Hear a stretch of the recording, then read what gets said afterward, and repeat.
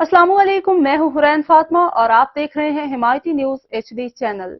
नजर डालते हैं आज की अहम खबरों पर। DHQ अस्पताल शेखुपुरा में कमरे से रश कम करना डॉक्टर का जुर्म बन गया।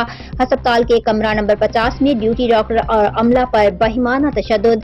डॉक्टर हसन शोएब की तहरीरी दरखास्त पर SHO A division Saleem Akhtar Niazi ने मुख्तलिफ दफात के तहत 20 से जायद मुलजिमान के खिलाफ मुकदमा दर्ज कर लिया।